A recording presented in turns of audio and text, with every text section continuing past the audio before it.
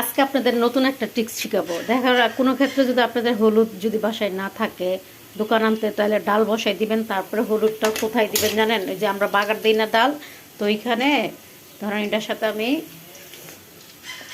বাগারের সাথে হলুদ দিয়ে এটাকে মশলাটাকে কষাই নিব। কষাই নিলে আর সমস্যা থাকবে না। আর এখন যদি আমি হলুদটা দিতে চাই তাহলে আমার হাতের মধ্যে কিন্তু সময় থাকবে না, তাহলে কাঁচা একটা গন্ধ এসে পড়বে আর সময়ও থাকবে না। তখন একটা হলুদ দিব, বাগার দিব, একটা টাইম নষ্ট হয়ে যাবে, পরে খাবারের ঝামেলা শুরু হয়ে যাবে। তাই এই জন্য এই টিক্সটা আপনাদেরকে শিখিয়ে দিচ্ছি যে আমরা যখন রসুন পেঁয়াজ বাগার দিয়ে ডালে তখন হলুদটা দিয়ে বাগার দিয়ে দিবেন, সমস্যা হবে না। তো হলুদের কালারও চলে আসবে ডালের। আর এই যে আমার এটা কিন্তু হয়ে গেছে, আমি এখন এটা দিয়ে দিব। যে ডাল দেখছেন, আমার বাসায় আজকে হলুদ শেষ হয়ে গেছিলো। সুন্দর কিন্তু কালার চলে আসছে ডালের। এই যে এখন কিন্তু হলুদের গন্ধটা আসবে না। আর তখন যদি আমি কাঁচাটা দিতে যাইতাম তাহলে আমার অনেক গন্ধ আসতো, মানে আরও টাইম লাগতো। এই যে দেখছেন আমার কালার সুন্দর এসে পড়ছে, কোনো সমস্যা নেই। দেখছেন নতুন টিপস শিখাইছি।